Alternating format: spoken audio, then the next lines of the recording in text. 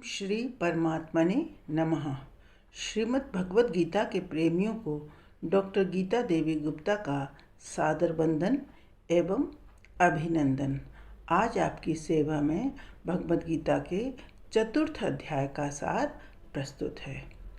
चतुर्थ अध्याय में भगवान कृष्ण कर्म योग की प्राचीनता का वर्णन करते हुए अर्जुन से कहते हैं कि हे अर्जुन, इस अविनाशी योग को मैंने सूर्य से कहा था।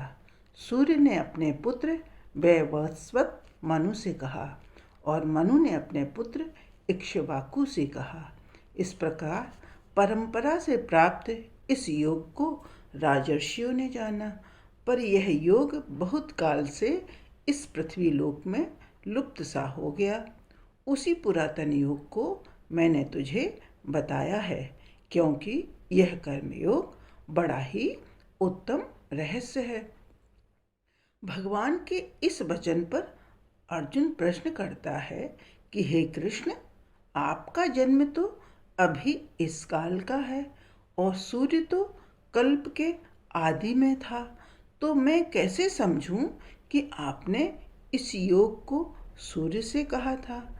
तब कृष्ण कहते हैं कि हे परंतप, मेरे और तेरे बहुत से जन्म हो चुके हैं, पर उन जन्मों को तू नहीं जानता, किंतु मैं जानता हूँ।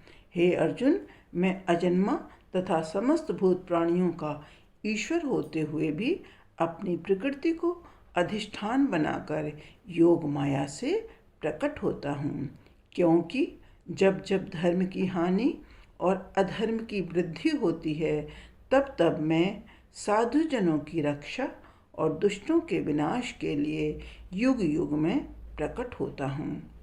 हे अर्जुन, मेरे जन्म और कर्म दिव्य हैं। मेरी इस अलौकिकता को, दिव्यता को तत्वतः जो भक्त लोग जानते हैं, वे मुझे प्राप्त हो चुके हैं। मेरी इसी अलौकिकता को न जानने वाले लोग ही सकाम भाव से अन्य देवी देवताओं का पूजन करते हैं।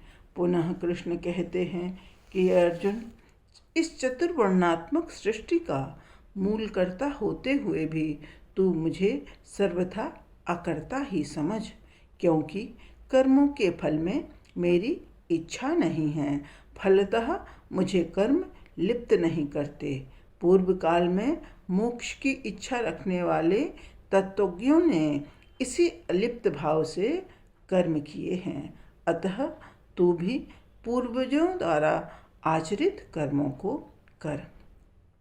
हे अर्जुन, तुझे कर्म, अकर्म तथा विकर्म के बारे में भी समझना चाहिए, क्योंकि कर्म की गति अति गहन है। जो व्यक्ति कर्म में अकर्म और अकर्म में कर्म को देखता है, वस्तुतः वही बुद्धिमान है।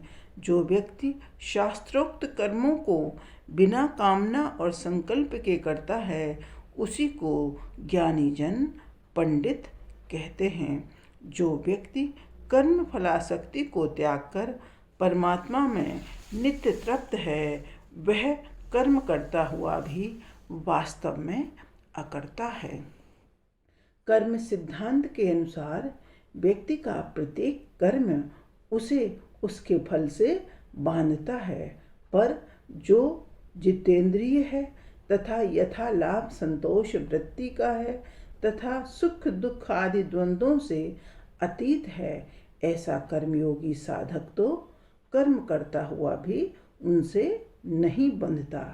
उक्त अनासक्त तथा परमात्मनिष्ठ व्यक्ति के यज्ञ संपादन के लिए किए गए समस्त कर्म स्वतः विलीन हो जाते हैं। हे अर्जुन, सर्वत्र ब्रह्म दृष्टि रखने वाले योगी की दृष्टि में तो यज्ञ में अर्पण, द्रव्य, आहुति, यज्ञकर्ता तथा गंतव्य सभी ब्रह्म ही होता है। इसके पश्चात कर्म तत्वों के निरूपण में विविध यज्ञों का वर्णन करते हुए कृष्ण कहते हैं कि कुछ योगी जन कर्ण नेत्रादि इंद्रियों को संयम रूपी अग्नि में हवन करते हैं, जबकि कुछ लोग द्रव्य यज्ञ तप यज्ञ, योग यज्ञ तथा स्वाध्याय रूप ज्ञान यज्ञ किया करते हैं। इसके अतिरिक्त कुछ योगी अपान वायु में प्राणवायु को हवन करते हैं और कुछ प्राणवायु में अपान वायु को। इस प्रकार प्राणायाम परायण पुरुष प्राणों को प्राणों में ही हवन करते हैं। हे अर्जुन, उक्त सभी साधक यज्ञ को जानने वाले हैं। यज्ञ की अवश्य कर्तव्यता पर जोर देते हुए कृष्ण कहते हैं कि यज्ञ से बचे अमृत का भोग करने वाले योगी साधक परमात्मा को प्राप्त होते हैं। हे अर्जुन, समस्त यज्ञों में ज्ञान यज्ञ सर्वोत्तम है।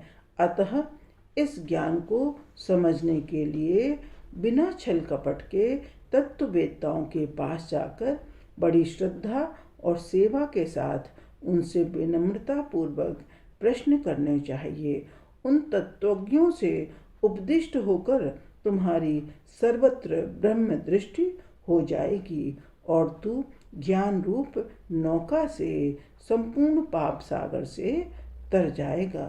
हे अर्जुन, जिस प्रकार अग्नि ईंधन को भस्मसात कर देती है, उसी प्रकार ज्ञानाग्नि भी समस्त कर्मों को भस्म कर देती है। नहीं ज्ञानेन सदृशम पवित्र मिहि विद्यते, अर्थात इस श्लोक में ज्ञान के समान पवित्र करने वाला अन्य कुछ नहीं है। इसी ज्ञान को कर्मयोग द्वारा शुद्धांतःकरण वाला व्यक्ति सहजता से आत्मा में पा लेता है और यह ज्ञान श्रद्धावान तथा जितेंद्रिय व्यक्ति को प्राप्त होता है, जिससे वह शीघ्र ही परम शांति को प्राप्त होता है। इसके विपरीत श्रद्धाहीन तथा संशयात्मा तो सन्मार्ग से भ्रष्ट ही हो जाता है। संशयात्मा के लिए न यह लोक न परलोक कहीं भी सुख नहीं है।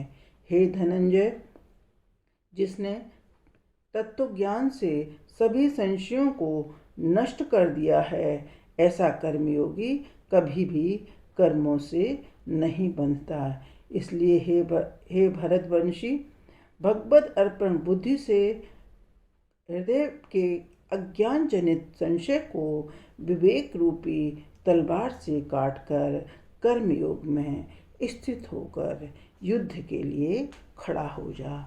यहाँ पर भगवद गीता का ज्ञान कर्म संन्यास योग नामक चतुर्थ अध्याय समाप्त होता है।